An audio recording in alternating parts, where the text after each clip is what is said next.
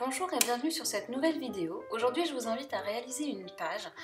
Si comme moi quand vous terminez un album il vous reste plein de chutes, voilà comme là en fait j'avais réalisé un album, il me restait tout ça, et bien voici une bonne solution pour s'en débarrasser. Donc je coupe les bandes d'abord, là il me restait des gros morceaux, donc j'ai décidé de travailler en vague, c'est-à-dire que je vais mettre mes papiers sur le côté et puis réaliser plusieurs vagues en utilisant les chutes qu'il me restait, puisqu'il me restait vraiment pas mal.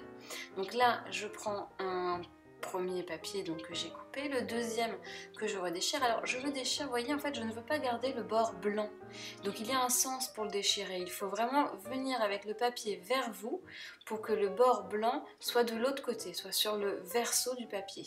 Donc moi, je le déchire à chaque fois pour ne pas avoir ce bord blanc. Après, ça peut être un choix, vous pouvez justement choisir de l'avoir. Donc voilà pourquoi je recoupais en fait, même quand il était déchiré, je redéchirais derrière pour l'avoir dans le bon sens. Donc en général, quand j'ai un rectangle, je déchire de chaque côté et je coupe en deux et j'obtiens deux bandes. Donc voilà, il faut que je recoupe un petit peu à chaque fois la hauteur pour celle du bas, puisque de toute façon ce qui est joint sera en dessous de la photo. Donc ce n'est pas grave si c'est un petit peu pas joli, on va dire, en dessous. Donc je coupe en deux et j'ai ma quatrième vague.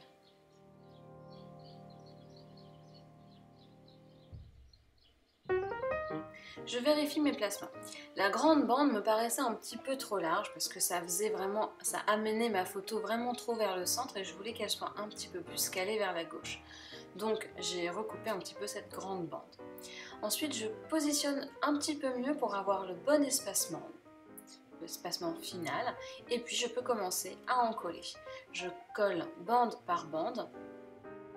Une fois que celle du haut est collée, il suffit de suivre pour coller celle du bas. Je vérifie régulièrement que l'espacement est le bon, puisqu'on ne sait jamais. Je peux avoir bougé ou laissé un petit peu plus que la première fois que je l'ai positionné. Donc je vérifie régulièrement et je colle mes bandes.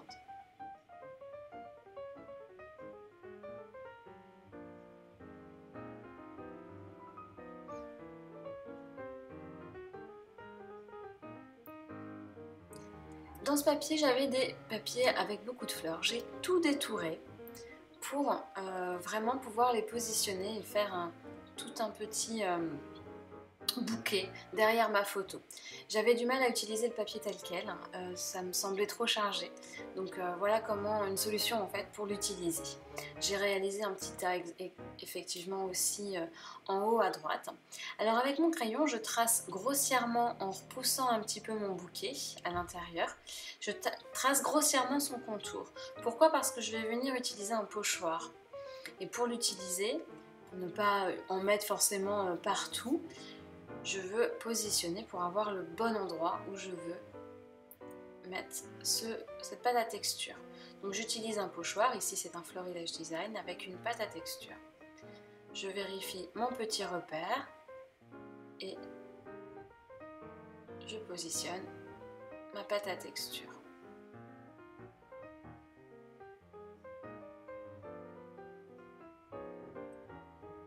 Alors, on ne voit pas mon repère là sur la vidéo, mais je le voyais assez bien. Le crayon à papier sur le papier noir, dans une certaine luminosité, se voit quand même assez bien. Donc voilà, je vais vous passer un petit peu, j'en ai bien mis tout autour.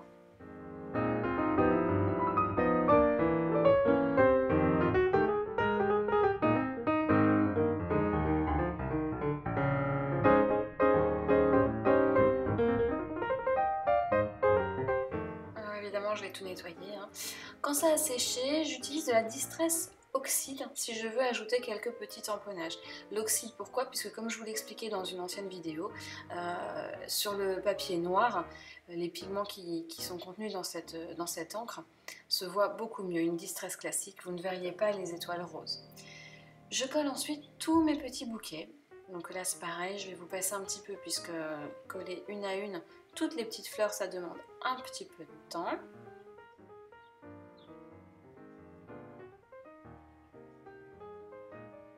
Je vérifie toujours le positionnement de ma photo avant de coller quoi que ce soit. La photo avait bien les bouquets autour d'elle, donc le gesso ne correspond pas au cadre de la photo, c'était le bouquet qui était important. Donc j'en colle toutes mes petites fleurs. Et une fois tout encollé, je vais pouvoir couper en fait ce qui dépassait dans mon angle au droit. Je vais ensuite préparer mon titre. Alors les papiers avaient des petites bandes, là où il y avait le code barre en fait de l'autre côté, que je trouvais très joli avec de très jolies citations. Donc je les ai gardés pour en faire des titres et celui-là me correspondait bien.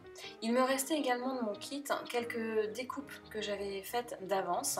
Donc pareil, je réutilise tout en fait dans cette page-là, avec un petit peu de fil à coudre et je vais agrafer ces matrices, ces découpes. Alors le très peu de papier qui m'est resté après cette page, je l'ai utilisé pour faire une petite page dans un carnet. Voilà, vous pouvez l'utiliser pour un Project Life ou un agenda, voilà. Il restait vraiment pas grand chose après avoir fini la page. J'utilise ensuite, avant de coller ma photo, un Neocolor 2 blanc avec un petit peu d'eau. J'humidifie bien la pointe du Neocolor et avec un pinceau à poil raide, je viens frotter le bord du crayon pour créer des gouttelettes, des petites éclaboussures blanches.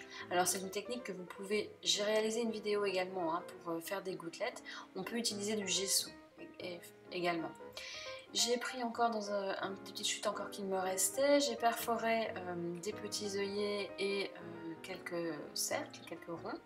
Alors cette petite perfo magique laisse un petit peu des traces, donc il faut bien aplatir les œillets après. C'est une Memory Keepers pour ceux qui me poseraient la question. Et donc des petits cercles de tailles différentes pour venir agrémenter et décorer un petit peu cette page.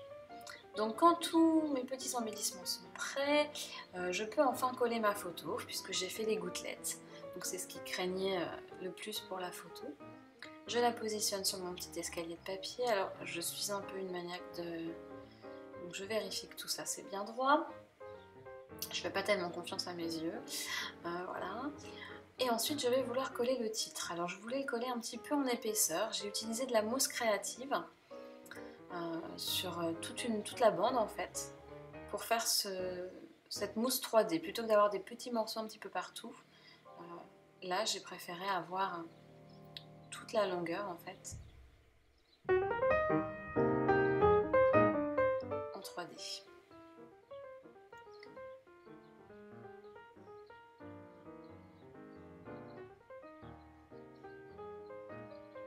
Je peux ensuite le coller avec du double face sur ma photo, à cheval sur ma photo. Alors pas de colle scotch en contact direct avec la photo, mais plutôt effectivement du double face. Je positionne ensuite mes petits œillets, mes petits cercles un petit peu partout. Quand leur positionnement me plaît, je peux enfin les coller. Donc je passe au petit collage, élément par élément. Je n'en oublie aucun. Et je peux passer à la touche finale, qui est toujours mon fameux petit trait de crayon. Alors comme là je travaillais sur un fond noir, pour faire ressortir ces jolis papiers, j'ai crayonné au blanc. Je fais ça sur tout le tour de ma page, et j'ai enfin terminé cette page pour utiliser les chutes de l'album que j'avais réalisé la semaine dernière. Voilà, j'espère que cette vidéo vous a plu et vous a donné des idées pour utiliser les chutes de papier. N'hésitez pas à partager, je vous souhaite une bonne fin de journée. Au revoir!